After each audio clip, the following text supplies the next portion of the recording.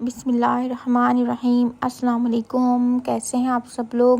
امید ہے خیریت سے ہوں گے۔ تو آج کی ریسیپی ہے قیمہ اسٹو۔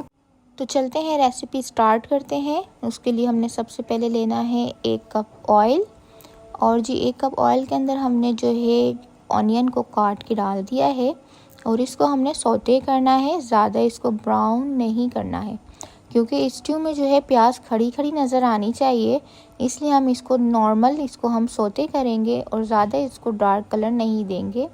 ساتھ میں ہم اس میں کچھ اور اسپائسز ایڈ کر رہے ہیں، وہ ہیں گرم مسالہ، زیرہ، ہری الائچی، تیز پات، نمک اور ہلدی۔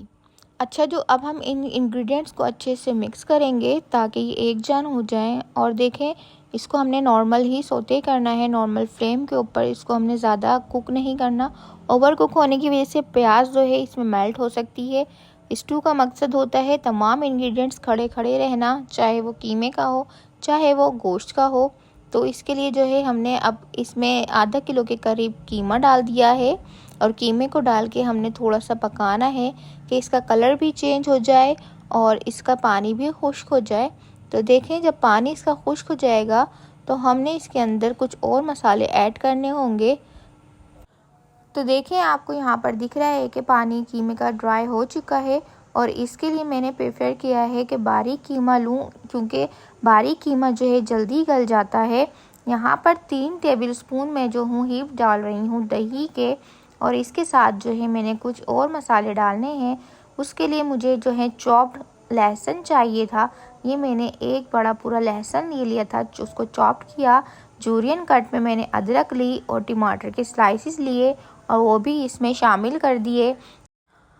تو یہاں پر جو ہے تمام مسالے میں نے ڈال دیے ہیں۔ اس کو جو ہے اب میں تھوڑا سا چلا کر، پانی بھی نہیں ڈلے گا اس میں کیونکہ دہی ہے اور ٹماٹر ہے، یہ دونوں چیزیں اپنا پانی آپ چھوڑتی ہیں، تو ہمیں اس میں پانی ایڈ کرنے کی بالکل بھی ضرورت نہیں پڑے گی۔ اور قیمہ ہے کیونکہ یہ جلدی گل جاتا ہے۔ ہاں اگر بیف ہوتا تو اس میں ہمیں پانی ایڈ کرنے پڑے گا، یہاں پر ہم پانی بھی ایڈ نہیں کریں گے، اور ان کو ایسے ہی تھوڑی دیر کے لیے پکنے رکھ دیں گے۔ تقریباً 5 سے 10 منٹ کے لیے ہم اس کو پکائیں گے، اور پکانے کے بعد اگلی جو چیزیں ہیں وہ اس میں ڈالیں گے، کیونکہ ہمیں اس میں ہر چیز تھوڑی سی احتیاط سے ڈالنی پڑتی ہے۔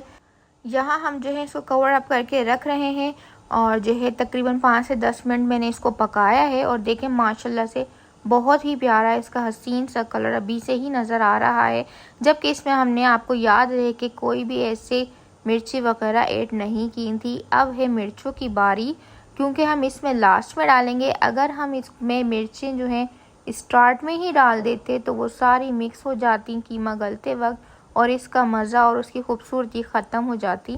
تو کچھ ہی میں نے اس میں ہری مرچی بھی ڈال دی، یہ آپشنل ہوتی ہیں، آپ نے ڈالنا ہے تو ڈال سکتے ہیں، لیکن اس کی جان جو ہوتی ہے ریڈ والی ثابت مرچ ہوتی ہے، آپ نے اسی کو ہی یوز کرنا ہے اور اسی کو یوز کرتے ہوئے بنانا ہے۔ تو یہ بہت ہی کلرفل سا، اور دیکھیں اس میں تقریباً سارے جو ہیں مسالے جو بھی اب تک ڈالے ہیں سوائے ٹماٹر کے، ٹماٹر گلے ہوئے ہی اچھے لگتے ہیں، آپ کو ہر چیز ثابت ابھی سے ہی نظر آ رہی ہوگی۔ اور یہ قیمہ بہت اچھے سے ڈن بھی ہو چکا ہے، یہ بالکل بھی کچا نہیں ہے، کیونکہ یہ باریک قیمہ ہوتا ہے اور یہ جلدی بن جاتا ہے۔